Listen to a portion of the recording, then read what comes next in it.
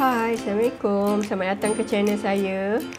Okey, kali ni saya nak tunjuk cara kita nak epoxy lantai. Jom tengok.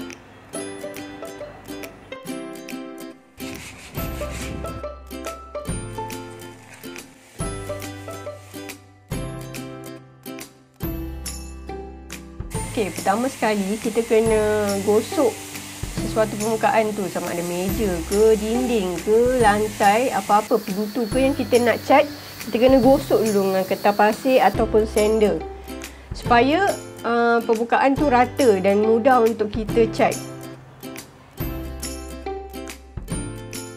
Okay, lepas kita dah gosok semua bagi rata, kita bersihkan dengan vacuum. Okay, lepas bersih semua permukaan daripada debu, pasir, apa semua, kita sila konkrit simen ni. Okay, then sebelum kita cat dengan roller, kita kena cat bucu-bucu lantai tu dengan berus dulu. Dan baru kita boleh proceed dengan roller. Konkrit sealer ni saya beli kat Shopee je. Link ada kat bawah Saya gunakan roller yang untuk cat minyak tau. Jangan guna yang untuk cat dinding. Sebab apa? Kalau yang kita guna roller cat dinding tu, takut nanti bulu-bulu dia melekat dekat lantai kan. Lagipun bulu roller cat minyak dia memang dah khas untuk cat minyak. So bulu dia takkan tercabut dan melekat pada permukaan yang kita cat tu.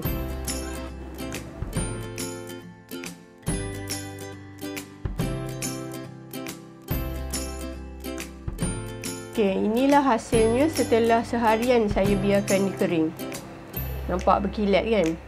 Dia seeloknya kita biarkan cat epoxy atau cat sealer ni kering lebih lama lah. Lebih lama lebih elok.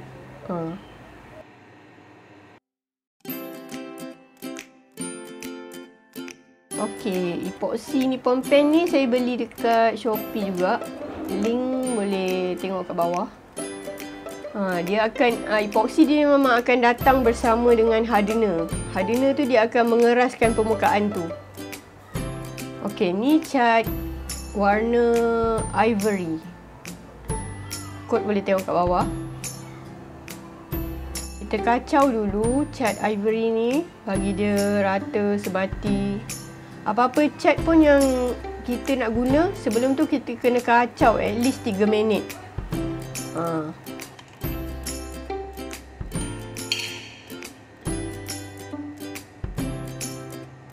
Kemudian kita campurkan hardener ke dalam cat ivory tadi. Kacau selama 3 minit. Ni memang 3 minit saya kacau ni. Saya buat time lapse.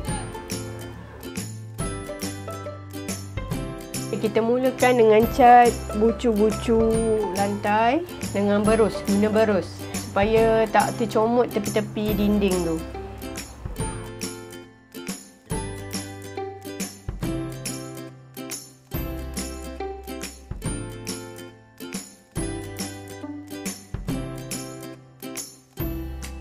Settle guna berus, kita guna roller pula.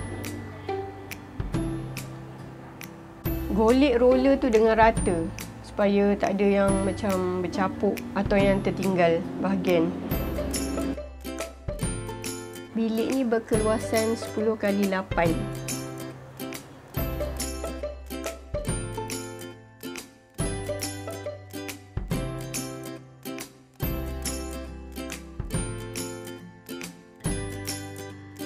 Ini hasilnya setelah 24 jam saya tinggalkan.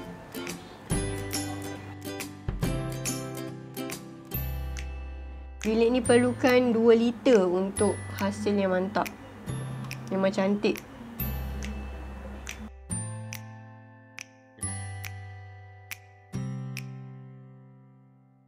Okey, selamat mencuba. Sebarang pertanyaan boleh komen di bawah ya. kasih. Jumpa lagi di video akan datang. Assalamualaikum.